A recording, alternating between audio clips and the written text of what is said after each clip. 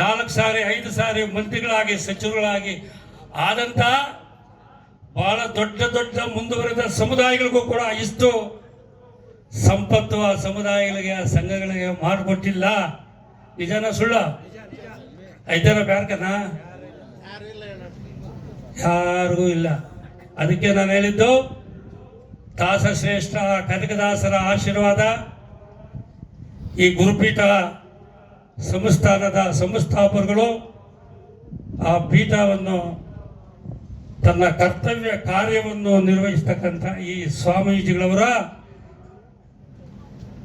ಒಂದು ಸೇವಾ ಮನೋಭಾವನೆಯಿಂದ ಇವತ್ತು ರಾಜ್ಯದಲ್ಲಿ ಬಹಳ ಜಿಲ್ಲೆಗಳಲ್ಲಿ ನಮ್ಮ ಸಮುದಾಯಗಳು ಇವತ್ತೇನಾದರೂ ಈ ಸಮುದಾಯ ಈ ರಾಜ್ಯದಲ್ಲಿ ನಾವು 60 ಲಕ್ಷ ಜನ ಇದಾವೆ ಅಂತೇನಾದರೂ ಗುರುತಿಸ್ಕೊಳ್ಬೇಕಾದ್ರೆ ಈ ಕನಕ ಗುರುಪೀಠ ಸಂಘ ಆದ್ಮೇಲೆ ಈ ಕುರುಬರು ಅನ್ನೋದು ಇಂಥ ಒಂದು ದೊಡ್ಡ ಪ್ರಮಾಣದ ಜನಸಂಖ್ಯೆ ಕರ್ನಾಟಕ ರಾಜ್ಯದಲ್ಲಿ ಇದ್ದಾರೆ ಅಂತೇಳಿ ಇವತ್ತು ಈ ರಾಜ್ಯಕ್ಕೆ ಈ ದೇಶಕ್ಕೆ ಗೊತ್ತಾಗಿದೆ. ಹಸು ಹಾಲು ಕೊಡುತ್ತೆ ಅಂತ ಹೇಳಿದ್ರೆ ನೀವು ಕೆಚ್ಚಲಿನ ಕೊಯ್ದ್ಬಿಟ್ರೆ ಅದಕ್ಕೆ ಅವು ಏನ್ ಮಾಡ್ಬೇಕು ಅಂದ್ರೆ ಅವ್ರನ್ನ ಯಾವಾಗ ಬೇಕಾದ ಕರ್ಕೋಬೇಕು, ಬಳಕೆ ಮಾಡ್ಕೋಬೇಕು, ಬಳಕೆ ಮಾಡ್ಕೊಳ್ಬೇಕು. ಅವ್ರೇನ್ ಯಾವತ್ತೂ ಇಲ್ಲ ಅಂತ ಏನು ಹೇಳಿಲ್ಲ.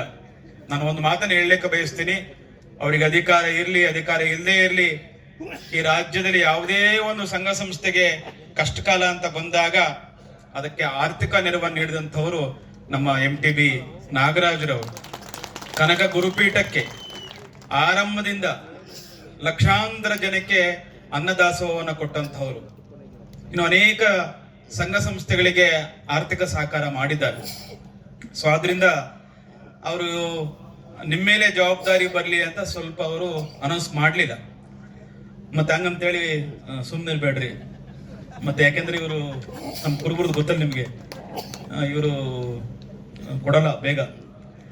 ಅದೇ ಬೇಕಾದ್ರೆ ಒಂದು ಜಾತ್ರೆ ಮಾಡಿ ಕೇಳಿ ಮಾಡ್ತಾರೆ.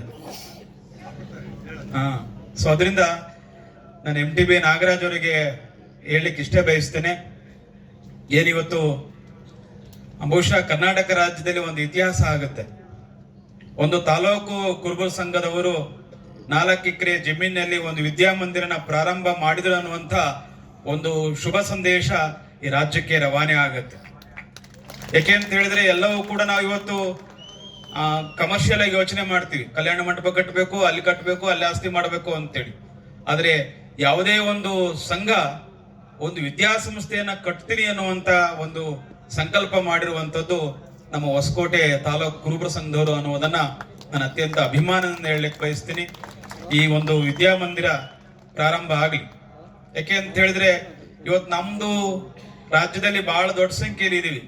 ನಾವು ಒಂದು ಒಳ್ಳೆಯ 10 ವಿದ್ಯಾಸಂಸ್ಥೆಗಳು ನಮ್ಮ ಸಮಾಜದಲ್ಲಿ ಇಲ್ಲ. ಯಾರೋ ಕೆಲವರು ವೈಯಕ್ತಿಕವಾಗಿ ಅವರ ಹೆಸರಲ್ಲಿ ವಿದ್ಯಾಸಂಸ್ಥೆ ಮಾಡ್ಕೊಂಡಿದ್ದಾರೆ, ಆದರೆ ಸಮಾಜದ ಹೆಸರಲ್ಲಿ ಯಾವ ವಿದ್ಯಾಸಂಸ್ಥೆನೂ ಕೂಡ ಇಲ್ಲ.